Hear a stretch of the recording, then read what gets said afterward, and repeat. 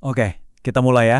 Coba deh, kalian pernah mikir nggak, jangan-jangan perang besar di Timur Tengah itu intinya bukan soal politik atau negara, tapi soal duit di rekening kita. Serius, siap-siap aja, karena pembahasan kali ini bisa jadi bakal ngeflip cara kalian lihat berita luar negeri selamanya. Kita langsung ke intinya aja ya. Ada sebuah klaim yang gila banget nih, yang bilang kalau perang Iran yang heboh itu sebenarnya punya tujuan lain. Tujuannya bukan buat hancurin sebuah negara, tapi buat nyelamatin mata uang paling kuat di dunia, dolar Amerika. Nah, ini kan pertanyaannya. Aneh banget kedengerannya. Emang apa hubungannya nembakin rudal sama nilai tukar rupiah ke dolar? Nah, buat jawab itu kita mesti time travel dulu.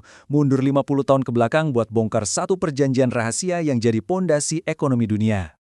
Ini dia kuncinya, namanya sistem petrodolar.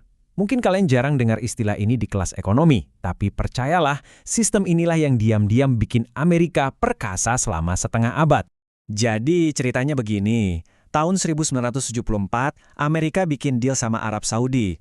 Perjanjiannya simpel aja, Saudi dan negara-negara penghasil minyak lainnya setuju kalau mereka jual minyak ke seluruh dunia, bayarnya harus dan hanya pakai dolar AS. Terus imbalannya apa? Amerika bakal kasih perlindungan militer penuh. Nah, yang bikin sistem ini gila banget. Coba lihat siklusnya. 1. Negara teluk jual minyak, dan semua negara di dunia terpaksa beli dolar dulu buat bayar. 2. Keuntungan triliunan dolar itu nggak didiemin, tapi dipakai lagi buat beli surat utang Amerika. Jadi Amerika ngutang, yang nalangin ya mereka juga. 3. Sebagai gantinya, militer AS jagain keamanan mereka. Ini tuh siklus yang sempurna. Permintaan dolar jadi nggak ada matinya, dan utang Amerika selalu ada yang beli. Jenius, sekaligus serem juga kan?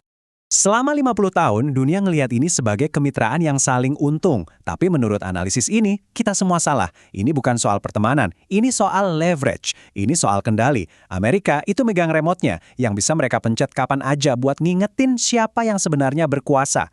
Dan disinilah ceritanya jadi makin seru. Setelah 50 tahun lancar jaya, sistem ini mulai goyang. Negara-negara teluk mulai ngerasa gerah didikte, dan mereka mulai nyari jalan keluar. Tanda-tandanya ada di mana-mana. Coba deh kita lihat, gerakannya tuh cepet banget, kayak domino. Pertama, Saudi untuk pertama kalinya sejak 1974 bilang, bayar pakai mata uang lain juga boleh kok.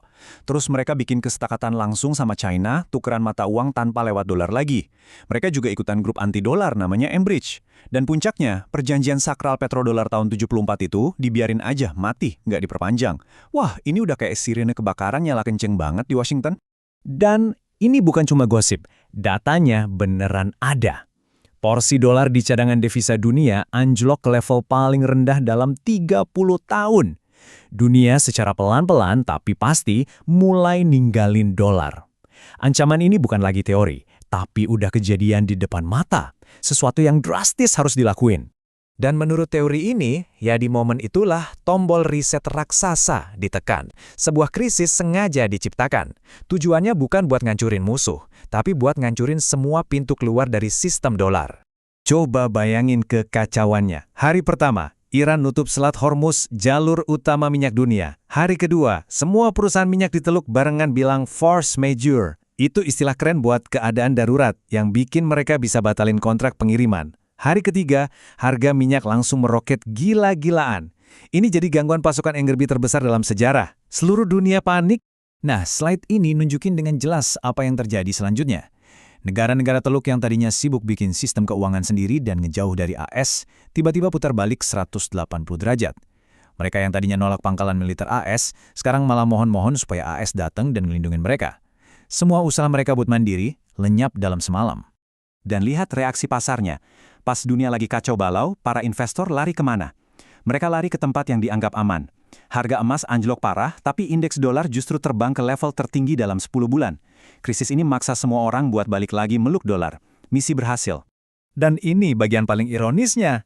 Di tengah kepanikan, negara-negara teluk yang tadinya mau ninggalin dolar, malah ngabisin belasan miliar dolar buat beli senjata darurat dari Amerika. Ingat siklus petrodolar tadi, uang minyak balik lagi ke industri pertahanan AS. Siklusnya berjalan sempurna, justru di tengah perang. Oke, kita udah lihat urutan kejadiannya. Sekarang, ayo kita sambungin benang merahnya. Jadi, semua ini artinya apa buat kita dan buat dunia? Ternyata, para pemimpinnya sendiri udah ngomong terang-terangan soal ini. Donald Trump pernah bilang kalau kehilangan status mata uang cadangan dunia itu rasanya seperti kalah perang.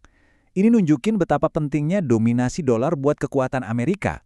Dan yang lebih belak-belakan lagi, setelah perang dimulai, dia secara terbuka bilang kalau AS bisa dengan gampang buka Selat Hormuz, ambil minyaknya, dan dapat untung gede.